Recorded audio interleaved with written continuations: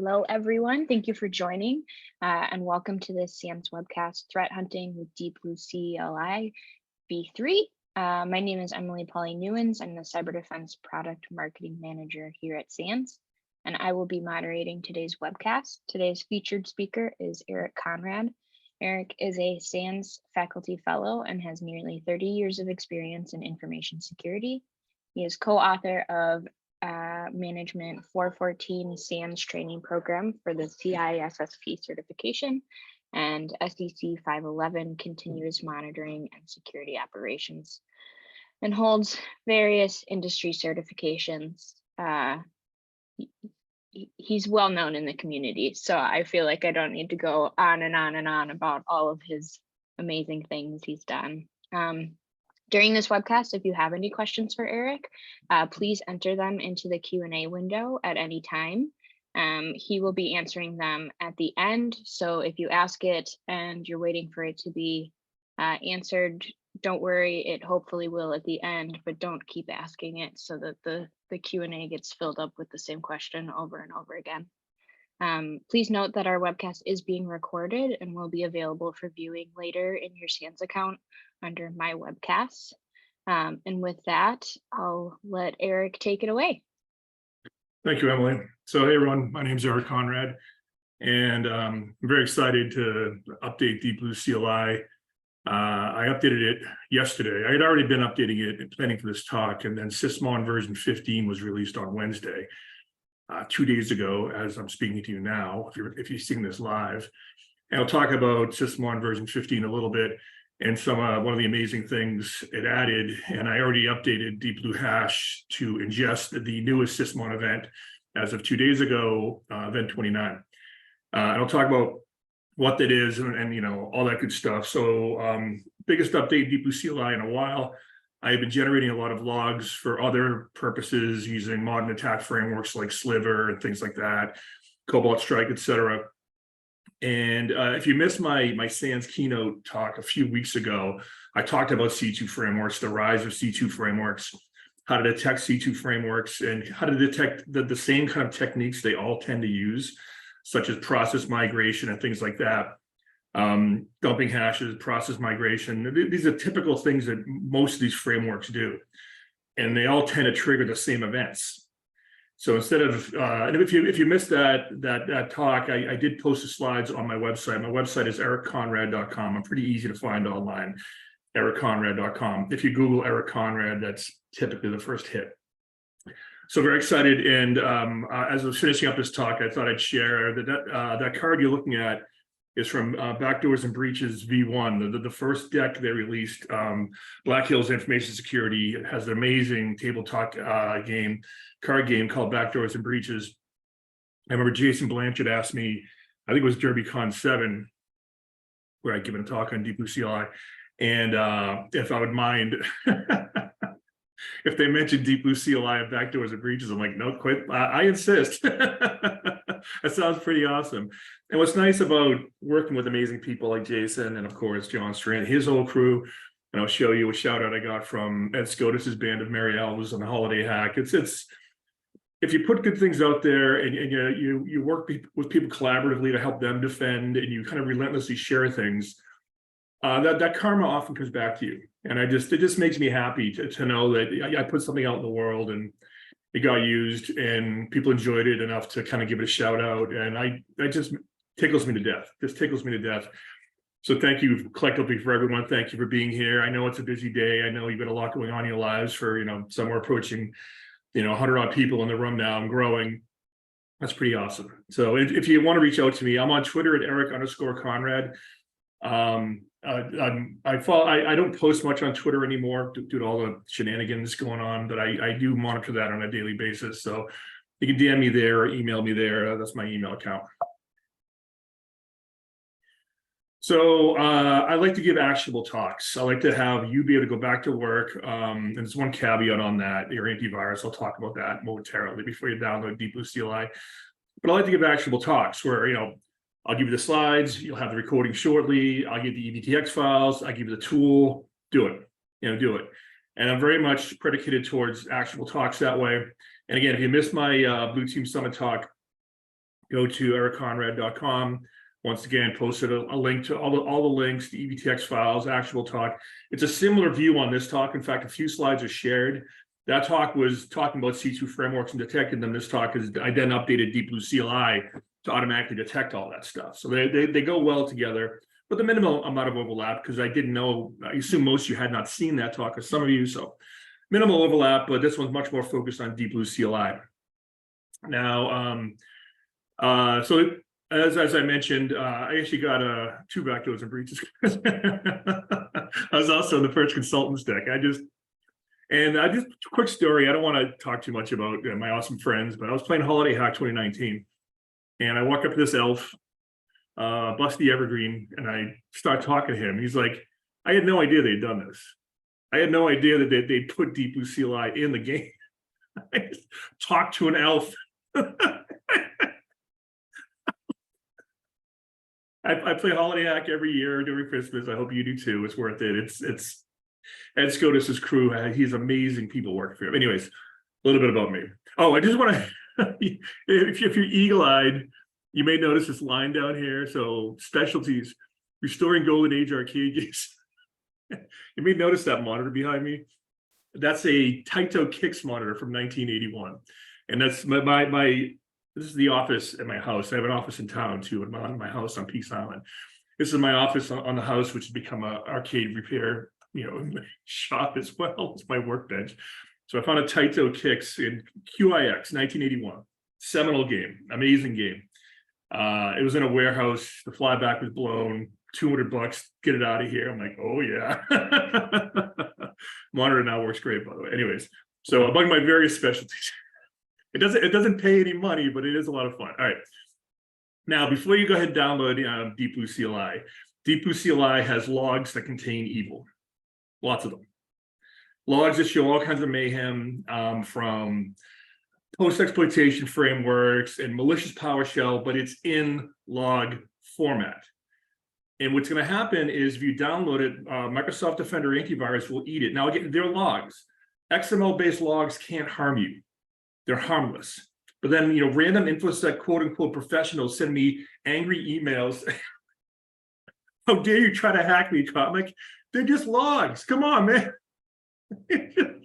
So before you download this to work, there's nothing malicious in there. Nothing will harm you. I didn't have a chance to do it. What I'm going to do is I'm going to figure out which logs are triggering antivirus and put them in a password protected zip file. I've not yet done that, but I get enough emails now and again. I don't want to frighten anyone, but I would think an InfoSec professional could recognize that a log can't harm them, but I don't know. And I never thought I'd have to type the bullet, logs can't harm you, your computer, but here we are. Never thought I'd have to put that bullet on a slide, but here we are. So just, your EDR solution might go haywire at work if you download this. There's nothing harmful. You can use a VM or something, but just FYI. And I do plan to, I haven't done it yet, FYI. I'll put them in a password protected zip file.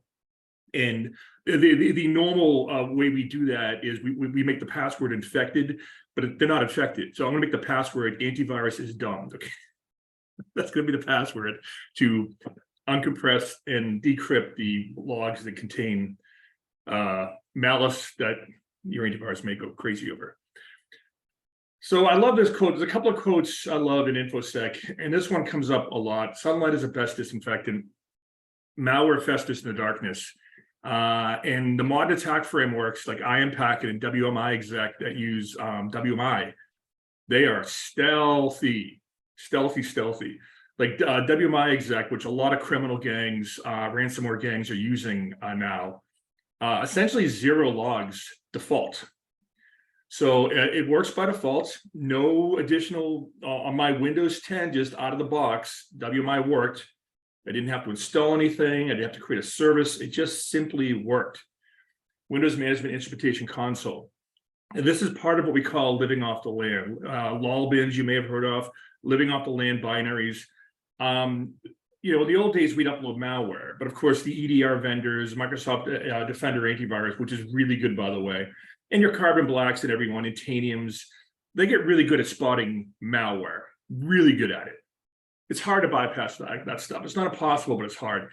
And by the way, I have another talk on bypassing Windows Defender antivirus, which I'm going to probably give in the fall because I've done that using Metasploit of all things, but I'll talk about that.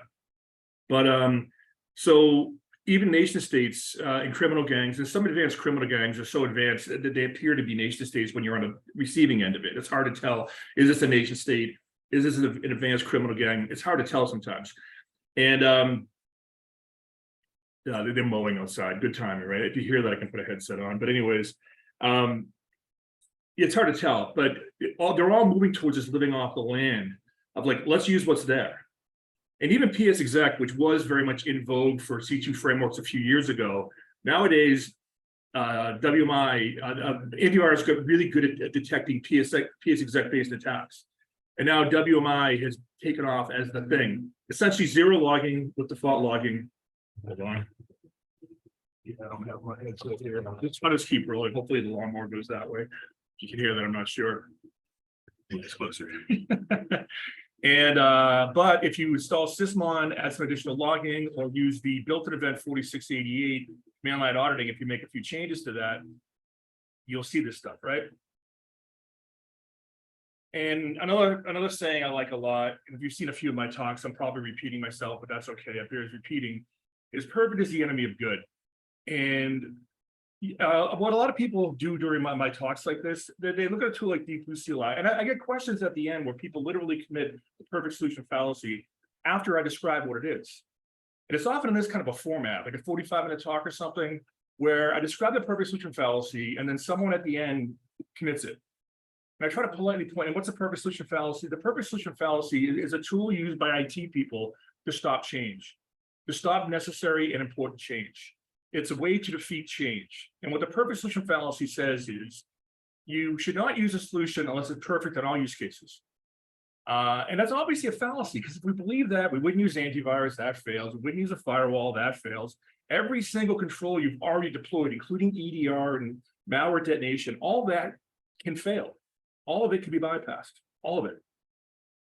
And so if you truly believed, or the person committing the perfect solution fallacy truly believed, you shouldn't use a solution unless it can't fail. You wouldn't use your antivirus, you wouldn't use your firewall, you wouldn't do anything. And obviously we have that stuff. So really when someone says, well, DeepBlue CLI, I could inject a DLL, I could go fileless, I could do this, I could do that. Yeah, in theory, yeah, but can you bypass everything? Because some of the techniques people use to bypass stuff such as obfuscation, DeepBlue CLI also detects. And I'll show you, so I didn't have a slide on that because I'm tight on time, but I'll demo that. So we'll obfuscate intentional confusion. We'll binary encode, or we'll encode the stuff so there's no strings like maybe anything. But then if you see lots of encoding, a very low percentage of alphanumeric characters, that's also a sign. So often attempts to evade things themselves draw attention, right? So just keep that in mind. If you come back to work and say, hey, I want to try this thing, I want to try this technique. And someone might in the meeting say, well, that could fail, here's why. They're committing the perfect solution fallacy. And these types of people on information security teams or change management boards are toxic and corrosive to an environment. And when someone commits it in front of you and you know exactly what it is and you're waiting for it, you can respond as politely or as directly as you'd like, right? Now, another thing that people do when you suggest changes is they advise caution. We have to be careful. We have to be prudent. These people also populate change management boards. They slow things down. They delay changes. Well, we have to test more. We have to be careful. We have to be prudent, right? And when you suggest command line auditing, which is the best event, if you put a gun to my head and said, Eric, you get one event, of course I'll get more, command line auditing, ideally Sysmon event 1. Now, command line auditing can be turned on with Windows Event ID 4688 security log. And but that does not give you the hashes, but that's built in. You have to make one change to get the command line populated, but that's built in. Sysmon event 1 gets you that and a whole lot more. And beyond event 1, we're up to event 29 now, by the way, the hashes and the import hash. Now, if you refer to my last talk on the import hash, it's amazing for catching whole families of malware, and including, instead of hashing the bytes of a file, like SHA-1, SHA-256, you hash a list of the DLLs in the order they're loaded. And that catches whole families of malware, right?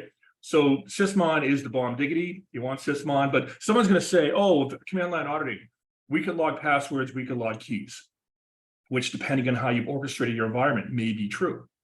Now, if you're exposing passwords and keys on the command line, that itself is a huge risk because we have history files. You can type PS at that moment, they're in RAM. You type history on PowerShell or Bash, there they are. So, or you're putting them in scripts that are like saved statically and now it's plain text, right? So we could log, use passwords and keys, therefore no. Well, if you're gonna reject the best event we have, you better have a really good reason for doing it. And that reason shouldn't simply be, let's stop this change. Let's be careful. So if you suggest some of these changes, some companies will take DeepBlue CLI and kind of see what it's doing and integrate it into their own SIM. They don't actually use DeepBlue CLI. They use the techniques. That's perfectly fine. I don't care how you do it. Just do it, right? But this is the best event. Now, breaking news, 2 days ago, I was working on DeepBlue CLI for this talk, updating to version 3, and I see brand new Sysmon comes out, Sysmon v15, which added this wonderful new technique, file executable detected, which is 2 days ago, hot off the presses. If you're seeing this live, I'm like, oh yeah, and I jump right over to DeepBlue hash and I start, insert Giphy of cat banging on keyboard, and I'm like, oh yeah, and I mentioned the hashes. Now, event 1 will give you the hashes, but event 1 is tied to every single process launched, and it's a lot. It's a lot of stuff. Now you want it, and I'll show you why in a bit. You want it, but it's a lot of data, right? And some SOCs are hesitant. Some SOCs don't ingest event 1 or 4688, not because they are afraid of passwords or keys being logged, but they're afraid of the volume. How many processes are launched? You have 10,000 Windows computers. How many processes are launched in a day? You can imagine, right? You can imagine. So they're hesitant for volumetric reasons because maybe your commercial SIM charges you per byte of ingestion. By the way, commercial SIM vendors, I hate this model. I hate this model because it leads to people not seeing data they really want to see, like desktop logs. A lot of my clients, we can't look at desktop logs, we can't afford it. Well, yes, you can. Your SIM vendor's pricing model prohibits it, but should they be your SIM vendor? And SIM vendors hate it when I say this, but it's true. When you price aggressively based on ingestion, your clients end up not seeing data they'd like to see, right? So let's say you can't ingest event 1 or 4688 for that reason. Well, how about ideally every process as it's launched? But if not, how about every EXE as it's written? That's going to be a lot less events. A lot less. And when the EXE is written, now Sysmon can also block EXE creation. It can block file shredding. That was the previous update from November 14.1, I think. So yeah, Sysmon is now becoming a full-blown EDR, endpoint detection response system that can also block. But blocking files is dangerous. So you can block EXE creation, but that's dangerous, collateral damage. And Windows will routinely write EXEs to temp folders. It happens a lot, more commonly than most people think. So you don't want to necessarily block. If you do, you want to block carefully. But how about we just log it, grab the hashes, and look them up? And ideally with a tool to automatically do that, ideally for free. And yes, I wrote that tool as well, DeepBlue Hash. DeepBlue Hash, which I'll talk about in a bit, can ingest now as of yesterday. You'll see go to GitHub. You'll see me pushing code. Yesterday about 4:30. I had friends. We had a friend's birthday party down at Jones Landing out of Peaks Island, where I'm living. I am right now, Peaks Island, Maine. Went down to Jones Landing. I had to be done by 5, get all my work done, and I was pushing updates like by 4:30 or so. So go on GitHub, you'll see it. And I'm like typing furiously, updated DeepBlue Hash to catch that event. That one, and what's nice about that event, there's no command line there because it's just this file is written. So there's no danger of seeing a password or a key. And the volume is going to be relatively low, right? And what's nice about DeepBlue Hash, which I'll talk about in a bit, is once it's looked up a hash, it doesn't look it up again. So Microsoft, you have 10,000 desktops, and all of a sudden, all of them start dropping this EXE into a temp folder.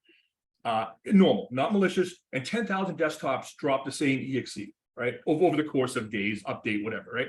Well, DeepBlue Hash will, the first one to drop, it'll look it up. And then if it's clean, it'll never look up again.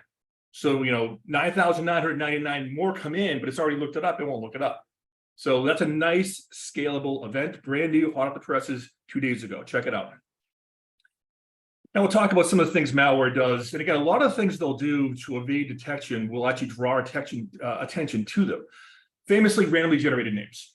And even some of the newer frameworks like Sliver, they also randomly generate them, but I'll show you an event log later on. Actually, you have the event log on my website, sliver-sysmon.evtx. It's on GitHub right now, DeepBlue CLI. One of the ones you'll see is joint_ball, capital joint_ball. So Sliver will do random name, random innocuous word, underscore, random innocuous word, right? But if you Google joint_ball, you're still going to double quotes, you're still going to have 0 hits. Because there's no exe out there, well, except for the one in your system called joint_ball. So even when they're getting smarter about their randomness, it's still detectable, right? So use the malware's mojo against it. I used to have a boss, he's now a 6th degree black belt in Kempo karate. And I'm a 0 degree anything in any karate, right? And he would talk to me about the mindset of Kempo karate and turning your enemy's strength into a weakness. Like some big burly person is running towards you with momentum, and you use that momentum. He offered to demonstrate on me, and I wisely refused. And you're smaller, but you know that it's this technique. And as they're rushing you angrily and forcefully with huge momentum, you grab them, you use their momentum against them, and you flip them. You turn their strength into a weakness, right? And I love that mindset. And I don't know anything about karate other than what he told me. But okay, you're randomly generating names. Let's detect randomly generated names. Right? Let's detect names that if I Google double quote this thing, double quote, 0 hits. You know, how many EXEs do you have that have 0 hits on the internet? Unless you made it or your developers made it internally, you're not going to. And very common here, this is Metasploit. And I know a lot of the cool kids on InfoSec Twitter, I mentioned this in my last talk, they go, oh, Metasploit, how very 2010, Conrad. You should be using like Viper or Cobalt Strike or Sliver. And it's like, there's a lot of that too cool for school, sneering, condescension. I hate that. I hate that. The gatekeeping, I hate that. There's too much of that. Let's just share and learn, let's just share and learn like I am now, sharing. And Metasploit, as of last month, is the #3 C2 framework, #3. And then the list changes. Team Kumri, CYMRU, does a C2 countdown once a month on Twitter. And you've got Cobalt Strike last month, Viper, Metasploit, Sliver, blah, blah, blah. And the list changes. Cobalt Strike's been at the top for a while. And Metasploit's been like #2 or 3 for the whole time too. And so when someone's like, oh, too cool for school, use something cool like Sliver. Well, I did that too. You'll see the logs. And guess what? It's the same logs.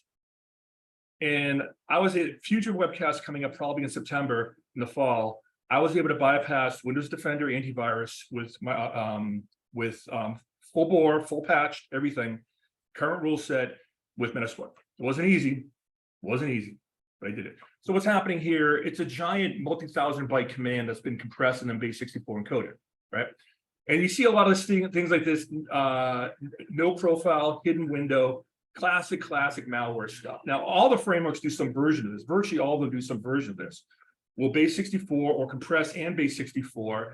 Again, the fact that, and some benign malware uses benign software uses base64 as well, right? So DeepBlue CLI has an ignore list, a safe list. Like Chrome update does this, it doesn't compress, but uses base64. DeepBlue CLI has an ignore list. And at 2,400 bytes, PowerShell launched by CMD. We see a lot of this. PowerShell launched by CMD. CMD launched by WMI. CMD launched by PSExec. PSExec launched by PowerShell. You see a lot of this kind of stuff. But how often do your devs or your admins open up CMD on their desktop and then type PowerShell.exe? It just doesn't, it's not a normal workflow. I guess some script might do that, but that's easy to ignore too. That alone is an indication of compromise. Now, plenty of that might happen anyways in a normal environment. But PowerShell launched by CMD, the command's 2,400 bytes, compressed and base64 encoded. And when you decompress it, you see this eye chart. And once again, notice randomly generated name. I mean, any programmer can look at this and say, no, this is malicious. I don't care what virus total says. I don't care what my EDR says. Clearly, randomly generated name, randomly generated variables, long. It's got base64 inside of it, Then it was compressed to convert to base 64 again, right? So, and they're doing all this to, the compression because it's more efficient. It's also harder to analyze. DeepBlue CLI can automatically do all this for you, by the way. So a lot of advantages here. And again, live off the land, use PowerShell. Don't upload malware, use PowerShell. PowerShell is going to be there. PowerShell is going to have to be allowed on any mod environment. It's going to have to be. Set execution policy restricts the operation of saved PS1 files, but not stuff run from the command line. Has no control over that. And a lot of our preventive and detective methods allow and ignore this kind of stuff. It just blends in, right? And the only way I'm seeing that last event is if I'm logging command lines. If I'm not, I don't see it at all. Nothing saves the file system, nothing, right? And so we can match some stuff now. Now, if you use DeepBlue CLI, do me a favor. If, say you see, like I had someone using Forensics laptop and it was using CSC normally, C# compiler. C# compiler in most environments is going to be weird on someone's desktop. But if you're a developer or a forensic person whose tools, maybe that's normal. So comment it out, just put a little, hash mark there, right? But if you do test this stuff in your environment, you have any feedback from me, ideally actionable feedback. Here's a common piece of feedback I get. Eric, it didn't work on this one EVTX file and I can't share it with you. I can't share the file with you. Send. I'm like, that's not helpful. I understand why they can't share it. It's their event log from work or whatever. They don't say that, but I infer that. But hey, this thing didn't work and I can't really give you any information on why. Can you help me? And it's like, yeah, help me. So test these things in large environments, see how they work. If you have things you want to add, let me know. Let me know. I tend to go on deep dives on this. I'll bang on it for a week and then I'll kind of let it sit for a while and germinate, and then I'll bang on it again. And I collect that stuff up and I kind of bash it out. When I get updates, I get pull requests. I tend to do them in batches. And yeah, some benign programs do stuff like this. It's long, but there's nothing wrong with it, So we have an ignore list, just simpler regex that'll, ignore things based on Google update, whatever, right? Recently updated as of yesterday. Here's a list of what DeepBlue CLI will automatically detect. Long command lines, just the length alone, and you can choose which length will trigger it, right? PowerShell, CL stands for command line, of course. Obfuscation, Daniel Bohannon's invoke obfuscation, which is amazing. It detects a lot of those techniques too, and I'll demo some of that for you. PowerShell launched by WmiExec or PSExec. CMD launched the same way. CMD piping output to the $$ share, which you have to get command line auditing to see. And it's classic. That's Impacket, WMIExec does that. Password spraying, on and on and on. Oh, thread creation, added that yesterday. Thread creation, Sysmon event 8. How do you create a thread? Well, lots of reasons to create a thread. If you dump the hashes from LSAS, you create a thread into LSAS. And event 8 will show you that, Sysmon. If you migrate a process from process A to process B, which is common in all the attack frameworks, you'll create a thread from process A to process B, right? Sysmon event 8 shows you that. Another one that is often missed, high numbers of logon failures, which is not logged by default. If something fails to log in, say 10, 20, 30, 40,000 times, you should know. And by default, nothing. And why don't people want to log failed logins? Well, they're common events. Yeah, they're common events, but not 40,000. Everyone fat fingers their password, me and you included, right? But not 40,000 times or 10,000 times. If some system, fails to log in, or something fails to log into it 10,000 times, something's deeply broken, which happens, operations, someone fat fingered something in a script, right? Or something's malicious. Now on the internet, you get failed logins all day long, but hopefully you're not allowing dual factor authentication from the internet. But inside, you shouldn't be seeing that. So log that, and we'll get that. Here's a password spray using Hydra. There's a few ways to catch password spraying. One is simply based on the number of login failures, which DeepBlue CLI will look at. And another is based on whether the logic we'll see in a separate one. So we can actually identify it as password spraying, depending how they do it. Or simply say, this user had 670 failed logins. This one also had 670. This one also had 670, which is exactly what's happening here. It tries it's got a list of usernames and a list of passwords. So if it's got 1,000 passwords, every single account will show 1,000 failed logins, exactly 1,000 failed logins. It stands out like a sore thumb once you see it, but that event is not logged by default. Again, on the internet, that'll happen. Inside, behind a firewall, that should not be happening. Sunlight is the best disinfectant. Turn that event on. And you see my previous talk on how to do that, ericconrad.com. The keynote, that's the second hit of my website. Oh, sorry. And here is one of the ways to catch it. There's two types of password spraying. Here's one. And notice that L. Roslin, G. Tyrell, and Herman Cain, yes, or H. Cain, I'm not sure what his actual name was. Battlestar Galactica theme, by the way. If you may have noticed Gata previously. If you see the logs, you'll see Gata, you see Starbuck, you'll see, anyways, Carrot's Race, rather. Battlestar Galactica theme, exactly 770 failed logins. Now, if you look at the event logs, you'll have 770 of these, 770 of those, 770 of those. One of the things DeepBlue CLI does is it summarizes. It says, okay, snips it up. It says, okay, I don't show you that log 770 times, which is what as it exists in the event log. I don't show you 770 same events. I show you one and summarize. Okay. And if it sees a base64 encoded command, it'll decode it. If it sees it's also compressed, it'll uncompress it automatically and then scan what's below that. Give an example of a couple of years ago, Pedia, because when this came out, a lot of things copied it. You might be thinking this was like 2017. You might think, okay, that's 6 years ago. But this was a watershed breakthrough, Pedia and not Pedia, where watershed breakthroughs and just malice just amplifying, becoming even worse. And malware authors are great copycats. So yes, this happened 6 years ago exactly, I believe. Yeah, 2017. MS 17010 was the patch. But then everyone copied it because it worked so well.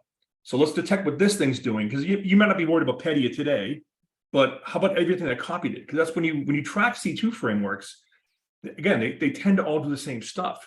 Once someone has a breakthrough, like, hey, WMI, it works by default, there's no logging by default. Great. And all the malware authors jump in and all the nation states jump in. They're great copycats, all of them, right? So the underlying techniques, let's look at that. And here's a very typical, invoke Mimikatz, fileless malware, PowerShell, Mimikatz via PowerShell. You get Mimikatz in all kinds of forms, the fat exe, which has fallen out of vogue because the antivirus vendor squashed it. The fileless method here is built in, modules from Metasploit and other C2 frameworks, et cetera, et cetera. And this little quote down here, they changed Mimikatz to something else. They changed the source code, recompiled, and most of the vendors, fell off the trail because a lot of vendors do dumb little parlor tricks to catch stuff, and like literally years ago, you'll see one screenshot of it. I changed Mimikatz to Mimi Dogs in the source code, recompiled, and I went from like 85% detection of virus total to 5%. Like 70-something% of the vendors got thrown off because they literally changed cat to dog.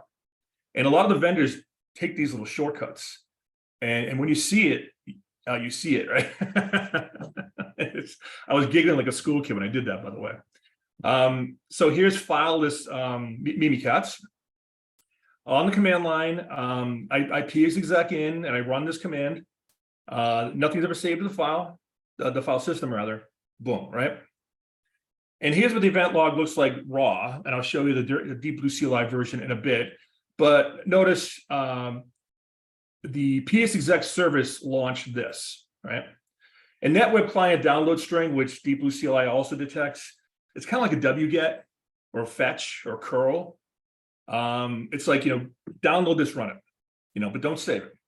So it's kind of like a curl or a fetch, on Bash, on Linux, right? Very typical. A whole swath of malware saw this, copied this technique. Now let's talk WMI. As I mentioned previously, PSExec was the bomb diggity. That's the way all the modern frameworks went like 5-6 years ago. PSExec, which is from sysinternals. And the antivirus vendors got really, really good at squashing that, really good. So they pivoted. One malware author figured out a way to do it via WMI, and suddenly the world followed them, right? And WMI, again, Windows 10, this was a few months ago. Windows 10, fully patched, Windows Defender antivirus running, up-to-date signatures, all that. And I got into WMI, bang, with no logs created, right? And I used a tool called WmiExec, and it was off the races, right? And then with additional logging, you can see it. I'll show you those logs. So here's the event log view. And again, you see that base 64 encoded, right? WMI launching PowerShell. And a lot of tools can't even decode that, believe it or not. Commercial tools, DeepBlue CLI can. Decode that, see what's below that, ideally automatically. There's an old saying in the industry, and Unix specifically, if you typed it twice, you should have scripted it once. And I can't tell you how I typed it more than twice. I would copy paste that base 64, paste it in the command line, echo that base 64-D. I did that manual workflow a lot. I'm like, I typed this a lot more than twice. I should just automate this. So DeepBlue CLI. By the way, DeepBlue CLI was born of Security 511. Emily gave it a nice shout out for that. All this stuff was kind of gestated in Security 511. Me and Seth Meisner are co-authors of that. But as we taught it over the years and met professionals like you, I thought of ways to improve it based on your collective awesome feedback. And DeepBlue CLI was kind of born as part of Security 511. We talk about it there. DeepBlue Hash was also born out of 511. So this is your style of detection, a little sales pitch, I suppose, but you get a lot more in Security 511. Come check us out. Okay, here's the DeepBlue CLI. Look at this stuff now. Sometimes it's the easy way, the straight up way. It says, okay, no encoding whatsoever. And it notices a number of things, right? Results download via NetWeb download client string, command referencing Mimikatz, use of Powersploit, PowerShell launch via PSExec. And then, okay, you start making it smarter. You say, okay, I'm not going to mention Mimikatz, things like that, right? Well, fine. You do some version of this, most likely, something like that. It'll trigger something, right? Here's the tougher one, the encoded one, and it notices that it's long before it decodes it. It notices it was launched via WMI. It notices it's base 64 encoded, then it decodes it and scans what's below that. So everything after the base 64 line was post decode, right? And Impacket, nice. Crowdstrike has a nice write-up on that. These links are at the end of the talk, by the way. The final slide has the links after my thank you slide, and that's on my website right now. You want to see these? That's Crowdstrike. They performed analysis of WmiExec. They're seeing it used widely. And if you read their write-up, like turn on event 4688 command line auditing. So without command line auditing, either via 4688 with the changes to populate the command line or via Sysmon, you're just not seeing it. And criminal gangs are all over it. They're great copycats, and it works wonderfly. Again, I couldn't bypass Windows Defender with using PSExec. I could not do it. I did it with WmiExec first shot. Here's me. I run this command. fgata, again, Battlestar Galactica. Password spray and let it credentials. You saw the password spray. That was a screen previously. It was winter 2023 exclamation point with the 1 for the I, capital W, very common. And first shot, bang. I typed who am I /all. That alone is suspicious. That's just DeepBlue CLI catches that too. It's like that alone is suspicious. Who types who am I? Like, I know who I am. You know who you are. Who types who am I? Somebody just broke into your system, right? And they often and they'll do /all. They want to see what groups they're in. Yeah, what groups they're in. Local administrator. We're off to the races now. Gata was an administrator on Galactica. He was. So it's DeepBlue CLI. Think of this nonsense. It's look at this. So this is the end of the previous event. Look at that command. So what does WmiExec do? You don't actually log into the system. It seems like you do. Like this appears like you're logged in, but you're not really logged in. You're running CMD remotely, right? And how do I see the output if I'm not actually logged in? It's redirecting it to the admin $ share. Now, plenty of things right to the admin $ share, but if I type 50 commands, I'll access admin $ 50 times, 50. Event 1, again, you don't see it with default logging, right? You don't see it with default logging. I know I'm beating a drum here, but it's true, right? And WMI launching CMD, and that CMD is redirected standard out to admin $ share. So the remote attacker can see the output. Otherwise, they'd be flying blind. When you use WMI to hack systems, you don't see the output unless you're redirected back to yourself somehow, because you're not actually logged in.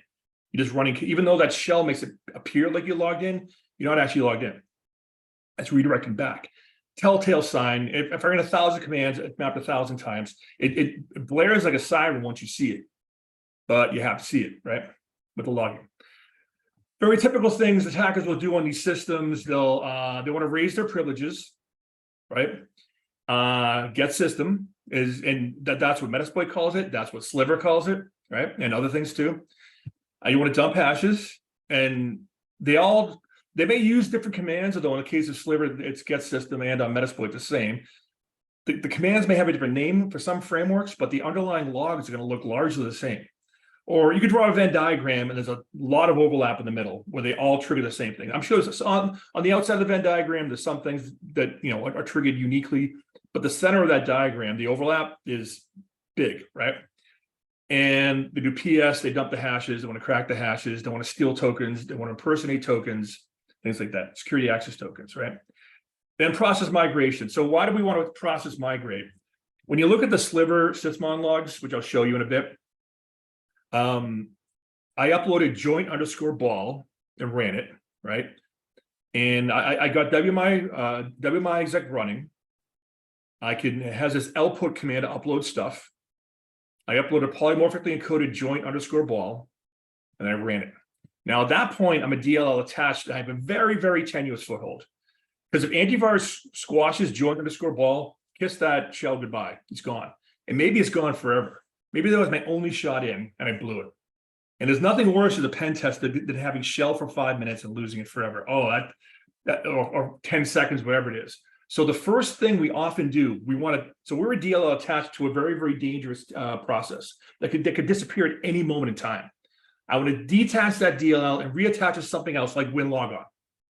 Something that's going to be there. Something that's not going to die unless that system reboots. And that way, when I do that, by the way, joint_ball then exits, and a smart attacker then deletes it. But my DLL is now safely attached to something like WinLogon. And all the frameworks do this too. And how do they do that? They create a remote thread. What logs remote thread creation? Sysmon event 8. Sysmon event 8, right? And 2 threads. I've got a couple of ways. This, I believe, here's WinLogon. So, sorry, I call it joint_ball. This is the Metasploit one. The Sliver one was joint_ball. The Metasploit one I called hello.exe. There's a couple of logs in there you'll see.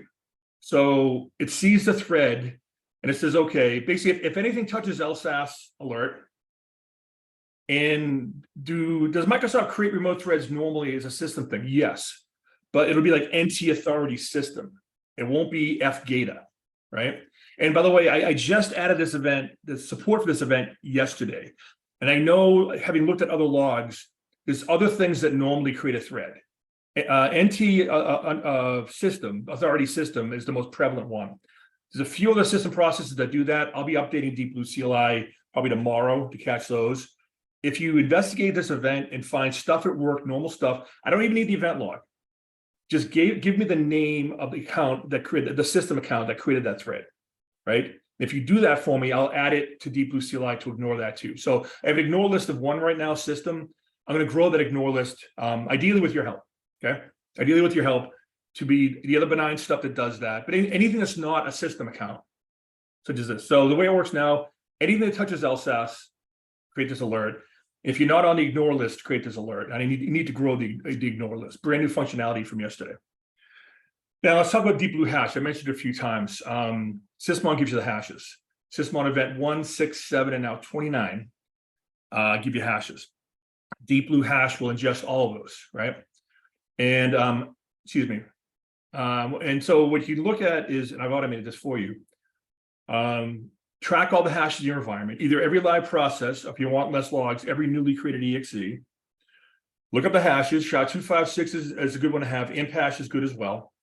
You can also get SHA-1 and MD5, but I find SHA-256 to be very portable and Imp hash to be very useful. Get at least those 2. And when a new hash is dropped that you've never seen before, look it up, right? It turns out VirusTotal has a handy dandy free API that lets you do that. The free one, they call it the public one, 4 lookups per minute, right? And so I wrote DeepBlue hash. This is for DerbyCon 9. I first wrote it. I just updated it over the past few days. One of the things Sysmon's very aggressive about is changing schema. And the schema had changed. The schema just changed on Wednesday. So if you're using this in the future and like a brand new version of Sysmon drops, I tend to track that very closely. But they'll Like right now, like, the command line is like, event like 14, it's XML parsed. So, you look at the index of XML, the 14th element right now is the command line, right? Or the hash rather. That may become the 15th, 16th, 17th later on as they change the schema. If you see that and I haven't updated, let me know, I'll fix it, right? So it parses the XML, it walks the tree, it grabs the SHA-256 hash, and then it looks to see if it's looked it up before. And you can do this from live event logs or from a save log of EBTX. And if it's looked it up before, it'll ignore it. If it hasn't, it'll look it up. If it has more than one to go, it's literally a 15-second sleep command. It'll sleep. And then if it gets no hits, it'll mark it clean. If it gets one or more hits, it'll tell you and attach the virus total report to the file. Okay. And just FYI, if you get one or two hits, there's a very good chance it's okay. Just FYI. Some antivirus vendors, you'll turn it up to 11 on detection. They don't want to be the thing that misses the thing, And so if you get one or two, definitely escalate, but don't lose your mind, because I've seen that a lot. I've seen that a lot on, antivirus vendors. They have some heuristic model that detected something it did. This is especially true if the software is unsigned, which most malware is, but some normal software is too. So 0 hits mark clean, and it'll never look it up again unless you tell it to. One or more hits, it'll tell you, but don't freak out on 1 or 2. But investigate either way. You get 30, 40 hits, yeah, you've got malware, right? And then what's nice about that is 10,000 systems running the same binary. It'll be checked once and only once. And let's say you end up with a pile of 1,000 lookups you need. It'll just chunk along 4 per minute. It'll work through that list.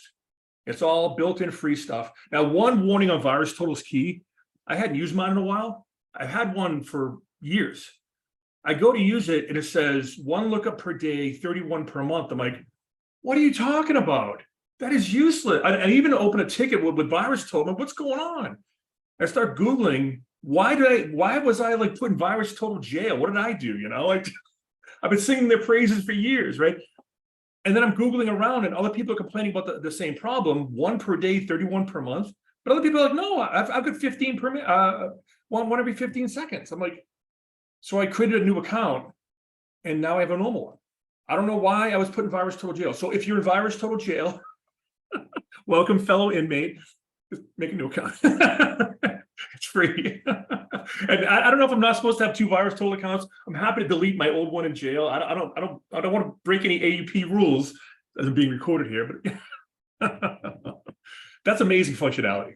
That's amazing functionality. And I was worried when I had 1 per day, I'm like, did they do that thing they always do? First the API is free, and then we see this all across the internet now. I don't want to mention names. It's somehow become politicized, but it's, Twitter. The National Weather Service can't send updates anymore because of the paid model at Reddit. And the internet, just ruining it. Billionaires are just ruining it. I don't mean to rant about this. Sorry, I'm ranting now, I realize. But I was worried that virus total had done that. And I'm happy to report they haven't. I mean, they clearly don't like me for some reason. I don't know why I'm in jail. Anyways, easy way to get out of jail. And again, I updated this yesterday. I'm really excited about it, actually. It supports 3 different schemas. I added event 9. When I got that done about 4 o'clock yesterday, I was like, yeah, I got it done in time. Yeah. All right. Hey, 48, perfect. Let's do a demo. What could possibly go wrong? And I'll check questions in the end. I just jinxed myself. Well, here we go. There we go. All right, I went ahead and showed the password spray just because these are all logs that you have access to. Download DeepBlue CLI. There's an EBTX folder. Again, antivirus warning. Some antivirus may squash a few of it, but that's fine. They're just logs, XML-based logs, right? So I went ahead and Josh Wright, my friend Josh Wright, did this one for me. He did a password spray against some standard instructors, including Mick Douglas and Steve Sims and others I see, me. And it created a whole bunch of events. And it summarized them once. And that's I showed the command I ran right there, password spray. Let me show you some Sliver. Here's a security log. And easy to use, just like that, right? And here's that command line here. Let me increase this font a little bit. You see it a bit better.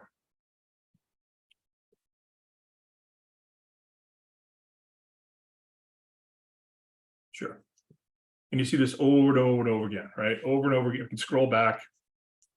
Well, only a couple there, but I'll show you the Metasploit one, where it's a lot more than that. But that's the security log 4688 command line auditing. But to see this, you have to make a change. Look at my previous talk to see that change. Let's look at the Sysmon log. This is Sliver, one of the big C2 frameworks out there, Sysmon.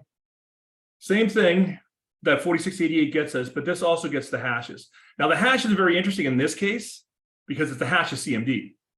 So that's not super interesting, but you see that. But you also see remote thread right there, event 8. So it turns out that this is joint underscore ball. This is Sliver. We also have the hash of that. If you search the SHA-256 hash, you get no hits because I created it. You search the imp hash, which Sysmon also gives you, you get a whole bunch of hits from sandboxes because it's just a list of DLLs in the order they're loaded in, right? Wonderful, right? So this is spool service. He migrated, in this case, a spool service. Let me show you a similar attack from Metasploit. Got a bunch of stuff in here. Metasploit Sysmon now. This is the hello.exe I told you about. Once again, over and over and over again. Let me show you 2 threads here. You saw a screenshot of this earlier. Yeah. So you saw a screenshot earlier. The access to LSATs, as I said, was dumping the hashes. The access to win logon was migration. And same with hello.exe. The SHA-256 hash, 0 hits, imp hash, we got hits. Okay, very good. Let me show you. I mentioned obfuscation. Let me show you some of that. There's a whole bunch of logs in here. Whole bunch of logs. Yeah, let's do PowerShell. I want to show you some obfuscation. Yeah, so here's some obfuscation. This is actually showing, this is me running Mimikatz.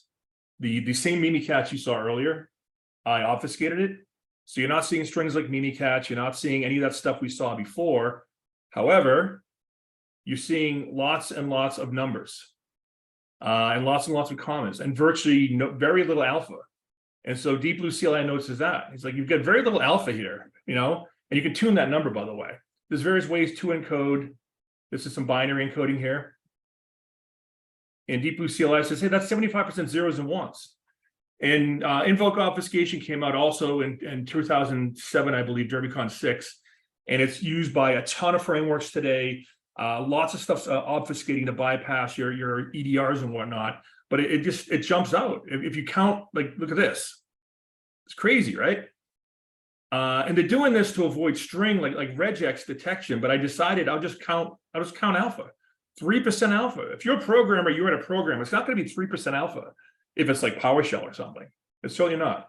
Some other ones in here, I'll show you quickly here, and I'll wrap this up, take questions. And a whole bunch of stuff in there. I do want to end the last slide before I go to questions. So check that out. You may have to turn your antivirus off. So I mentioned, list of links, last page here. This is on my website, ericconrad.com. Thanks for coming. I'll hang around for questions, and I had a blast. I appreciate you spending some of your busy day here. Come take 511 with a Battlestar Galactica coin during our Defend the Flag challenge. We'd love to see you, and thank you. Thank you very much. All right, going to questions. Emily, I don't see any yet, I don't think, unless looking. Am I looking in the wrong place? Are you looking in the Q&A? There are 2 questions in the Q&A section. Okay, where do I should be better at this by now. Where do I see that? That is a great question because I'm not seeing what you're seeing. If you Q&A, get it. Okay, great. We're gonna find a good working Sysmon config. Oh, I have one. Neo. Yes, I have one. Great question, by the way. Sysmon Neo 2. Yeah. So it's Neo 23x0 hex, elite hex name. For some reason, it's taken a while. But if you just Google this, I'll put it in the chat. Just Google that. That's very, very good. Okay. GitHub's not responding. That's normal. it pulls in about what logs. It uses EBTX logs. So the security log, the system log, PowerShell logs, and it can also ingest PowerShell logs as well. So it does PowerShell logs and system security log.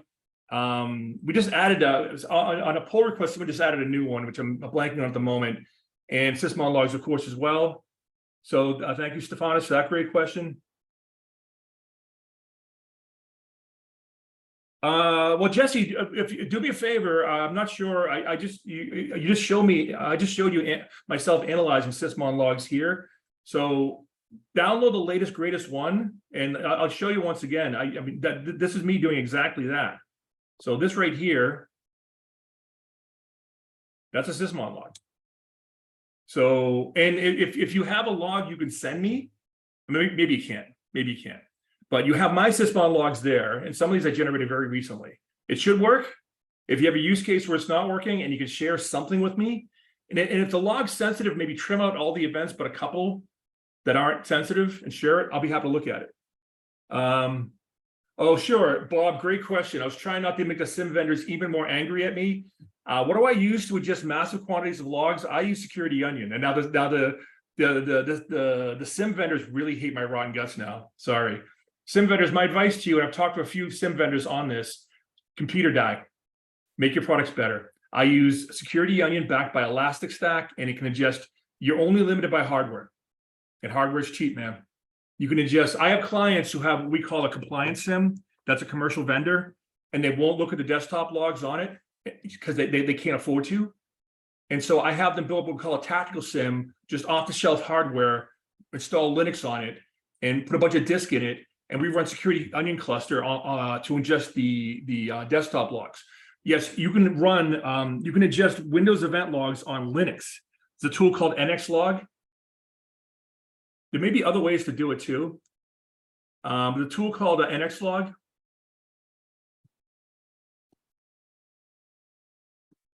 And that can ingest. There may be other ways to do it now, but for less than $200, you can buy a license to ingest Windows event logs on Linux. Install Security Onion, backed by Elastic, throw some hardware at it, but you're talking for a couple of $1,000s, you can build a really beefy box, which is a fraction of the cost of what a real a commercial SIM would cost you. And because if you're not ingesting the desktop logs, and most intrusions begin with a click, you have to have the desktop logs, at least security event 4688 or Sysmon event 1, at least one of those, and 4688 built in with one small change to enable it, as I said. And so they had like, a few hundred servers, 10,000 desktops. And like, we can't afford to look at the desktops. And so I got a budget for a couple of $1,000s. We built a Security Onion cluster on that.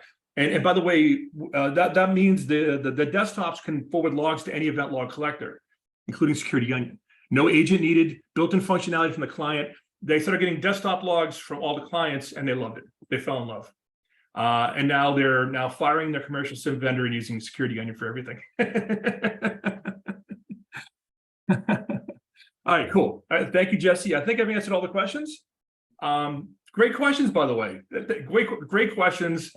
No one committed the perfect solution fallacy. And I finished almost exactly an hour in. Fantastic.